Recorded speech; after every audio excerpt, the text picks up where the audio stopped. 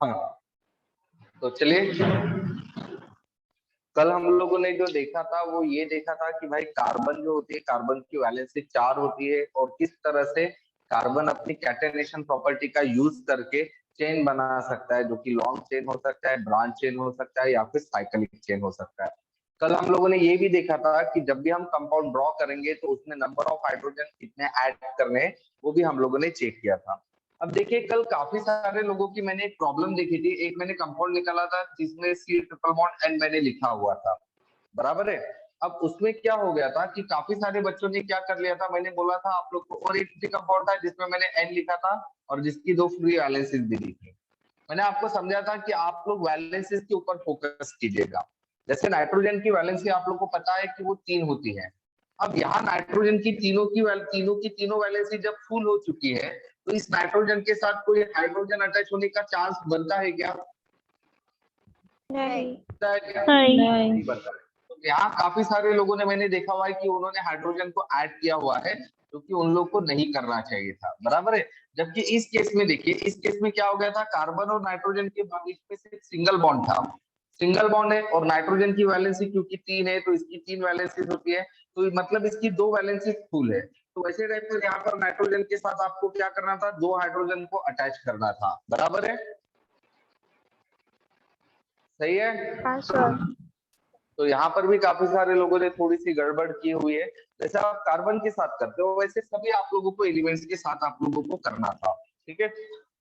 तो चलिए आज हम आगे बढ़ते हैं। तो देखिए, आगे बढ़ते टाइम मैं आप लोगों को सबसे पहले क्या करने वाला हूँ, आज आप लोगों को क्लासिफिकेशन बताने वाला हूँ ऑर्गेनिक कंपाउंड्स का। सबसे पहले मैं ऑर्गेनिक कंपाउंड्स का क्लासिफिकेशन बताऊंगा, ठीक है, आज।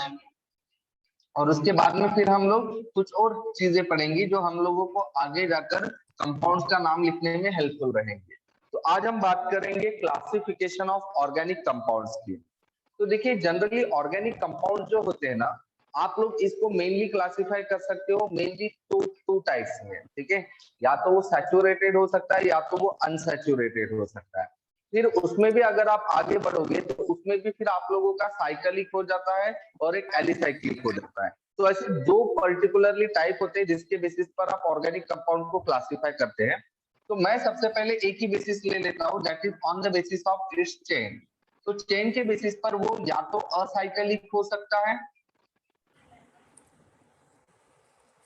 ध्यान रखना, ठीक है। ऑर्गेनिक कंपाउंड्स में अगर हम चेन के बेसिस पर देखें तो या तो वो असाइक्लिक हो सकता है या तो वो साइक्लिक हो सकता है। असाइक्लिक का मतलब क्या होता है, जब आप लोगों का कार्बन जो रहता है वो कुछ इस तरह से रहता है। और साइक्लिक का मतलब जब सारे के सारे कार्बन क्या होते हैं, एक दूसरे के साथ अटैच होते हैं। ध्यान में रखिएगा, यहाँ पर ये जो टर्मिनल कार्बन है, टर्मिनल कार्बन का मतलब लास्ट वाले कार्बन, ओके, टर्मिनल कार्बन, ठीक है। ये टर्मिनल कार्बन एक दूसरे के साथ अटैच नहीं होते। जबकि साइक्लिक कंपाउंड में आप देखोगे कि सारे कार्बन जो होते हैं वो एक दूसरे के साथ अटैच हो सकते हैं। इसका मतलब इस पर कोई भी टर्मिनल कार्बन प्रेजेंट नहीं होता है। तो ये बेसिक डिफरेंस होता है असाइक्लिक और साइक्लिक के बीच में। समझ में आ रहा है आपको? हाँ सर। हाँ। अब असाइक्लिक को भी अगर आप आगे देखोगे तो असाइक्लिक आप लोगों का वापस 2 पार्ट में डिवाइड हो जाएगा, ठीक है। एक होता है स्ट्रेट चेन, ओके, और एक होता है ब्रांच चेन। तो हम लोगों ने कल ही देखा था कि स्ट्रेट चेन कंपाउंड और ब्रांच चेन कंपाउंड कैसे होते हैं। स्ट्रेट चेन कंपाउंड में हम लोगों ने देखा था कि कार्बन जो होता है वो बिल्कुल स्ट्रेट चेन में होता है, इसमें कोई भी ब्रांचेस प्रेजेंट नहीं होते हैं। जबकि ब्रांच चेन में आप लोगों ने देखा था कि कोई एक कार्बन जो होता है उसका कोई एक ब्रांच तैयार हो जाता है। तो इसको हम स्ट्रेट और ब्रांच कहते हैं, ठीक है। साइक्लिक कंपाउंड में अगर हम यहाँ पर कहेंगे तो साइक्लिक कंपाउंड में भी आप लोग इस तरह से 2 कर सकते हो, जिसमें क्या हो जाएगा, एक नॉन ब्रांच हो जाएगा मतलब अनब्रांच, और एक ब्रांच। आप इसको स्ट्रेट की जगह अनब्रांच लिखेंगे और इसको आप ब्रांच लिखेंगे, ठीक है। तो जैसे आप लोग देख पा रहे हो कि ये वाला एग्जांपल मैं अगर ले लेता हूं, ठीक है, तो यहाँ पर किसी भी कार्बन में आप लोगों का ब्रांच प्रेजेंट है क्या? नहीं। नहीं है। जबकि ब्रांच में क्या रहेगा, कोई भी एक कार्बन जो रहेगा उसके ऊपर में ब्रांच रहेगा, मतलब एक और कार्बन अटैच रहेगा, बराबर है। समझ में आ रहा है? हाँ सर। अब उसके बाद में ये सारे के सारे जो कंपाउंड होते हैं ये फिर आगे जाकर और दो पार्ट में डिवाइड हो जाते हैं, ठीक है। वो होते हैं सैचुरेटेड और फिर दूसरे होते हैं अनसैचुरेटेड। अब सैचुरेटेड और अनसैचुरेटेड में क्या होता है ध्यान दीजिएगा। सैचुरेटेड स्ट्रेट भी हो सकता है, ब्रांच भी हो सकता है, या फिर वो अनब्रांच भी हो सकता है, या फिर ब्रांच साइक्लिक भी हो सकता है, कुछ भी हो सकता है। जैसे सैचुरेटेड स्ट्रेट असाइक्लिक देखें तो यहाँ पर यही वाला एग्जांपल हम ले लेते हैं। यहाँ पर सारे के सारे कार्बन में क्या है आप लोगों के प्रेजेंट,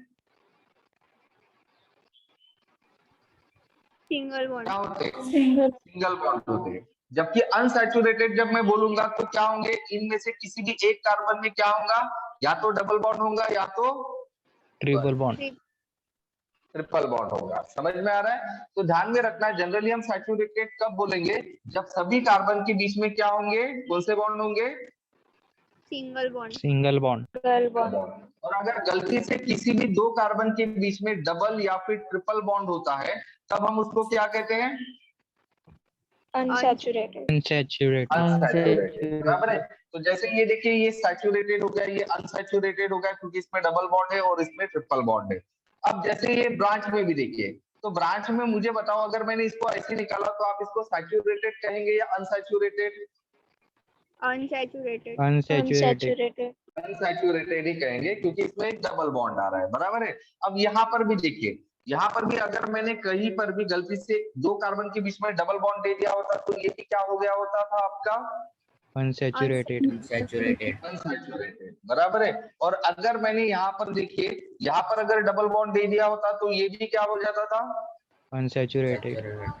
अनसैचुरेटेड ही हो जाता था। तो इस तरह से आप लोगों के ये जो कंपाउंड्स होते हैं ये आगे जाकर सैचुरेटेड और अनसैचुरेटेड ऐसे दो पार्ट में डिवाइड हो जाते हैं। समझ में आ गया। हाँ सर। ओके, हाँ। अब सवाल ये आता है कि भाई ये सैचुरेटेड और अनसैचुरेटेड क्यों बोला जाता है, तो ध्यान दीजिए, इसका जवाब मैं देता हूँ। सैचुरेटेड का मतलब क्या होता है कि कार्बन की जो चारों की चारों वैलेंसीज होती है वो फुल्ली सेटिस्फाइड होती है by means of the hydrogen और by means of the carbon. समझ में आ रहा है,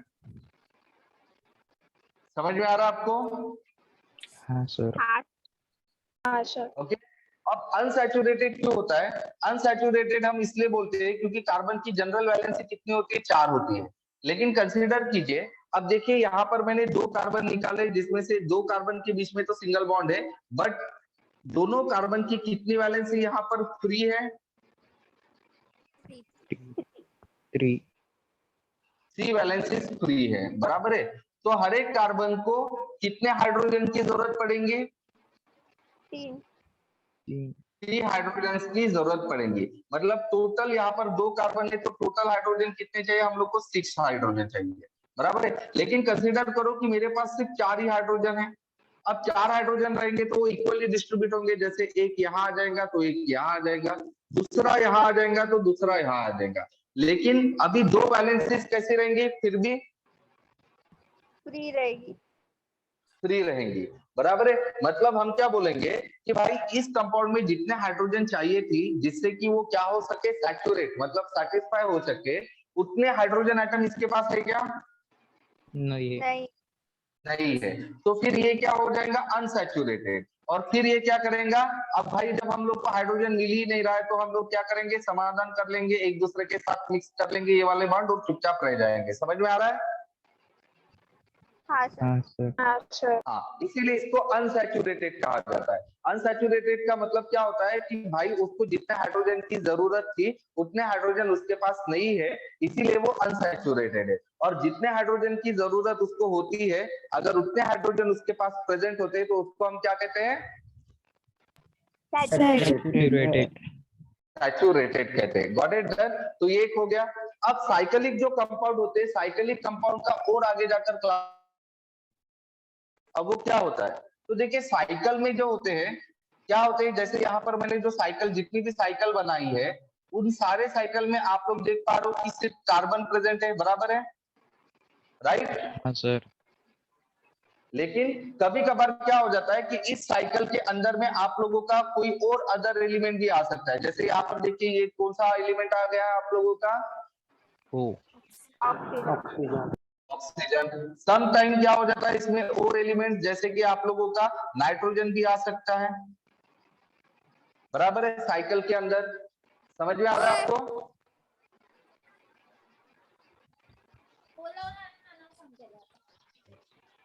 हाँ सर।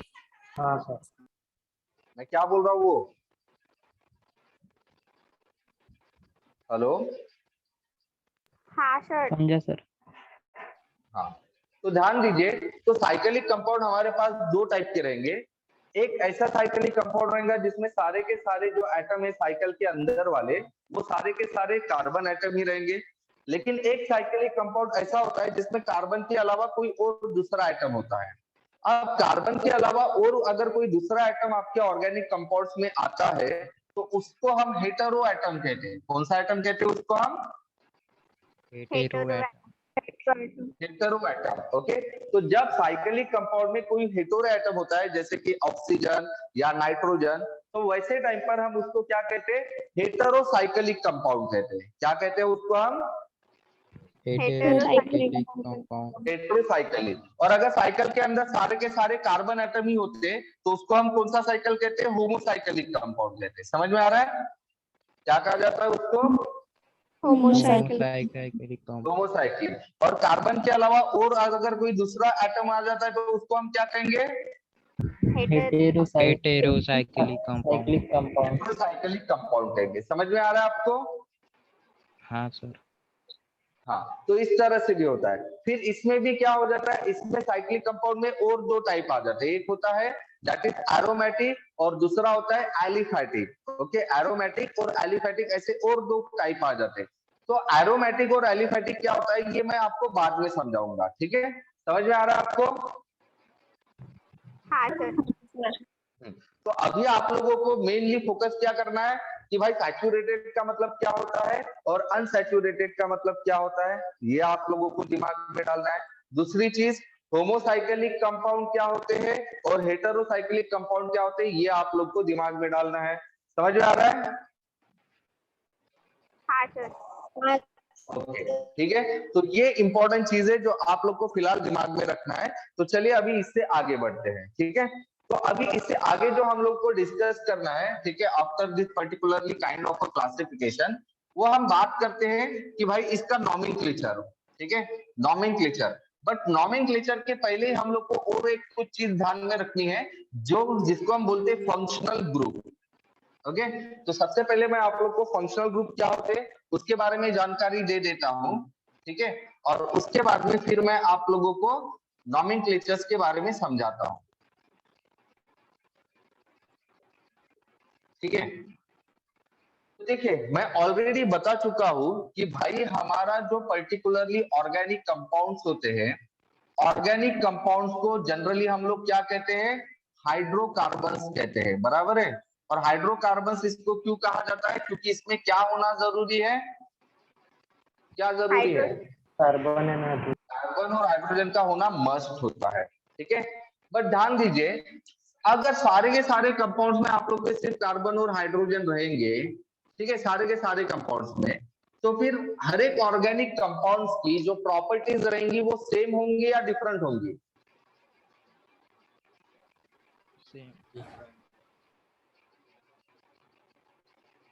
सेम होंगी। सेम ही होगी, बराबर है। बट आप जानते हो कि ऑर्गेनिक कंपाउंड्स की जो प्रॉपर्टीज होती है वो डिफरेंट डिफरेंट होती है, बराबर है? तो ऑर्गेनिक कंपाउंड्स की जो डिफरेंट डिफरेंट प्रॉपर्टीज होती है वो किसके वजह से होती है? तो वो होती है because of the special types of group, special types of group of atoms, special types of groups of atoms की वजह से होता है, ठीक है? देन तो एक ऐसे special types of groups of atoms होते हैं जो क्या करते हैं? ऑर्गेनिक कंपाउंड्स को डिफरेंट डिफरेंट प्रॉपर्टीज को क्या करते हैं, मतलब डिफरेंट डिफरेंट प्रॉपर्टीज देते हैं। ऐसे पर्टिकुलरली ग्रुप्स को हम फंक्शनल ग्रुप कहते हैं। ध्यान में रखना, फंक्शनल ग्रुप कौन से ग्रुप होते हैं? एक्चुअली फंक्शनल ग्रुप एक ग्रुप ऑफ एटम्स होते हैं जो स्पेसिफिक ऑर्गेनिक कंपाउंड को स्पेसिफिक प्रॉपर्टी शो करते हैं। जैसे फॉर एग्जांपल मैं कोई ऑर्गेनिक कंपाउंड के नाम लिख रहा हूं, जैसे अल्कोहल्स, देन कार्बोक्सिलिक एसिड्स, ठीक है। उसके बाद में फिर मैं लिख लेता हूं अल्केन्स, ठीक है। फिर मैं लिख लेता हूं अल्डिहाइड्स। ये सब के सब जो कंपाउंड्स है, all these are the organic compounds, ये सारे के सारे ऑर्गेनिक कंपाउंड्स ही है। ओके, समझ में आ रहा है आपको? अब मुझे बताओ, ये सारे ऑर्गेनिक कंपाउंड्स की जो प्रॉपर्टीज रहेंगी, ये प्रॉपर्टीज सेम रहेंगी या डिफरेंट रहेंगे? डिफरेंट रहेगी। डिफरेंट रहेगा। डिफरेंट रहेंगे। तो ये डिफरेंट डिफरेंट प्रॉपर्टीज किसके वजह से होती है?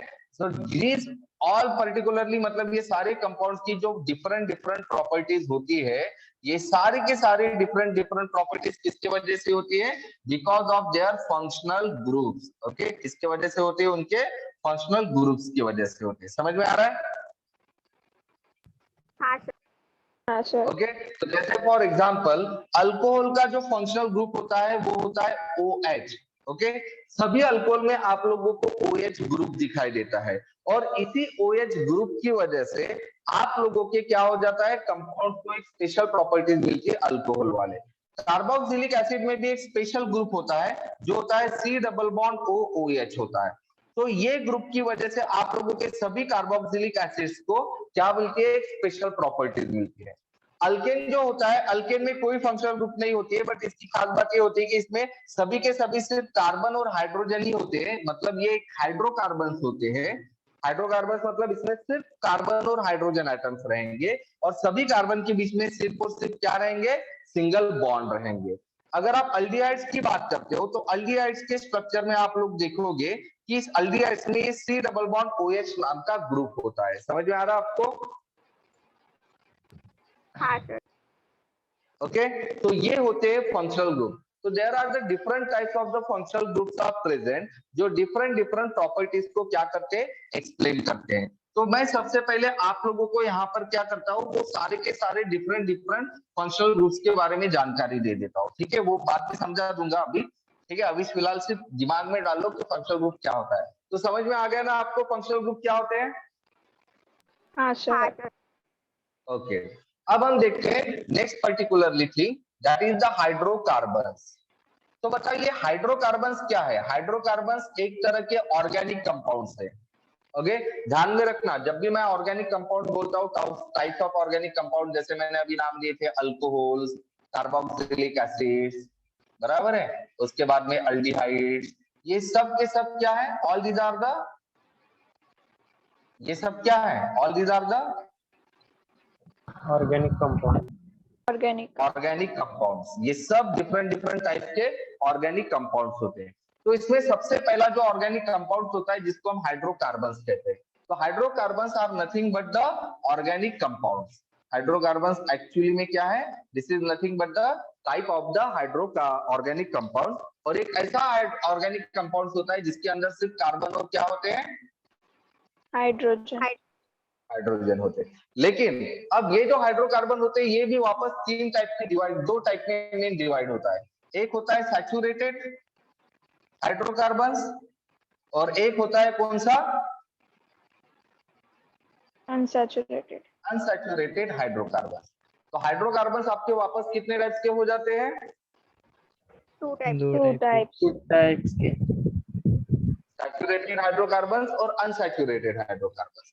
तो अब मुझे बताओ, मैं ऑलरेडी समझा चुका हूं कि सैचुरेटेड हाइड्रोकार्बन का मतलब क्या होता है? जिनमें कार्बन की वैलेंसी फुल होती है हाइड्रोजन एटम से। क्या?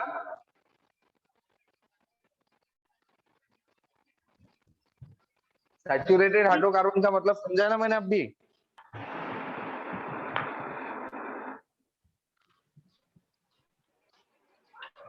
सिंगल अरे बॉन्ड। सैचुरेटेड हाइड्रोकार्बन का मतलब क्या बोला था मैंने?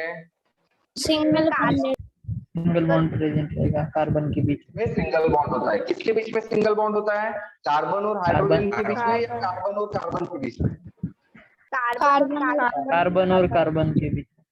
सिर्फ कार्बन और कार्बन। देखिए, आप लोगों को जो single bond, double bond, triple bond ये कंसीडर करने होते हैं, वो सिर्फ और सिर्फ किसके बीच वाले करने होते हैं? कार्बन। कार्बन और कार्बन के बीच वाले ही करने होते हैं। उसमें कार्बन और हाइड्रोजन के में तो सिंगल बॉन्ड ही होता है, बट वो आपको कंसीडर करना होता है क्या? नहीं। नहीं।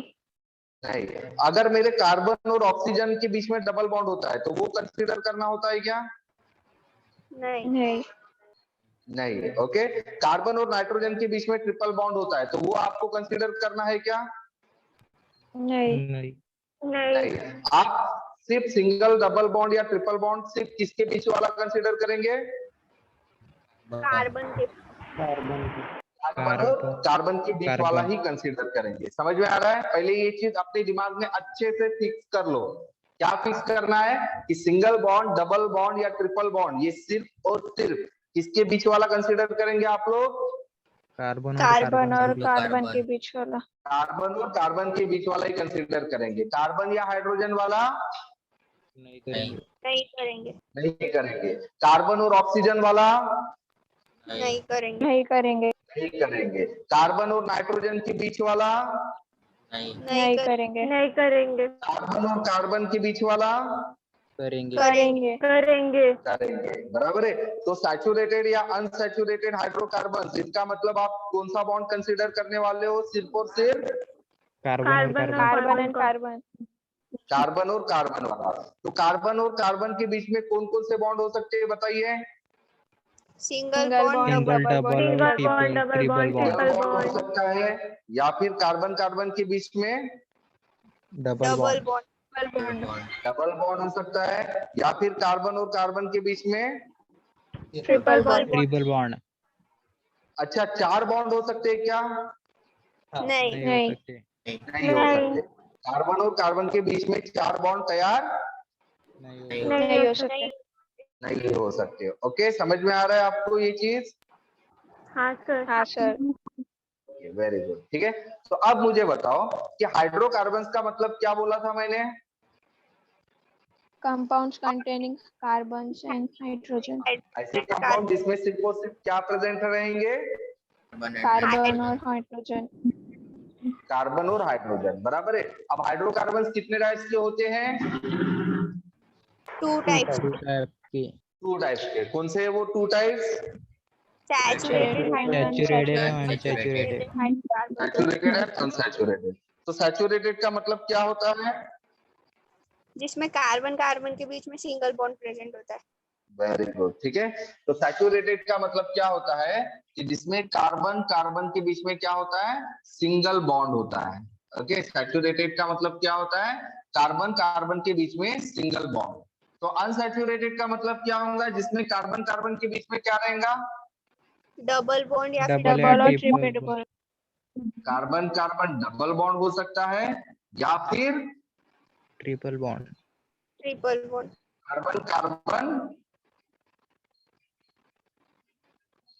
ट्रिपल बॉन्ड हो सकता है। समझ में आ रहा है? हाँ सर समझ में आ रहा है क्या? ओके, हाँ। तो फिर सैचुरेटेड हाइड्रोकार्बन, जिसका यही मीनिंग होता है कि उसमें कार्बन कार्बन के बीच में सिंगल बॉन्ड होता है, उसको हम अल्केन्स कहते हैं। क्या कहा जाता है उनको? अल्केन्स। अल्केन्स कहा जाता है। और अनसैचुरेटेड हाइड्रोकार्बन, जिसमें कार्बन कार्बन के बीच में या तो डबल बॉन्ड होता है या तो ट्रिपल बॉन्ड होता है, तो ये वापस 2 टाइप के हो जाएंगे। कैसे? जैसे कार्बन कार्बन के बीच में अगर डबल बॉन्ड होता है तो इसको हम क्या कहेंगे? It will be called as a alkenes. इसको हम क्या कहेंगे? अल्कीन्स। अल्कीन्स। और कार्बन कार्बन के बीच में अगर ट्रिपल बॉन्ड होते हैं तो ऐसे कंपाउंड को हम क्या कहेंगे? Alkyne alkynes. अल्काइंस। बराबर है। तो इसका मतलब आपका ये जो ऑर्गेनिक कंपाउंड है हाइड्रोकार्बन्स नाम का, ये कितने टाइप्स के होते हैं? 2 टाइप्स के। 2 टाइप्स। टोटल 3 टाइप्स के होते हैं। कौन से 3 टाइप्स के होते हैं ये? अल्केन्स अल्केन्स, अल्कीन्स अल्कीन्स और काइंस। अल्काइंस। अल्काइंस। समझ में आ रहा है? तो हाइड्रोकार्बन टोटल कितने टाइप के होते हैं आपके पास? 3 3 टाइप। 3 टाइप्स। 3 टाइप्स के। कौन कौन से होते हैं? Alkanes alkanes alkynes. अल्कीन्स और अल्काइंस। बराबर है। अब अगर आपने देखोगे तो देखिए, इतने जितने भी ऑर्गेनिक कंपाउंड्स के नाम हम लोगों ने लिखे हैं, उन सारे ऑर्गेनिक कंपाउंड में आप लोगों का एक वर्ड कॉमन आ रहा है। बराबर है। हालांकि यहाँ पर नहीं आ रहा है, बट यहाँ पर आप देख सकते हो। राइट? क्या आ रहा है वो कॉमन वर्ड? अल्क ALK अल, ओके।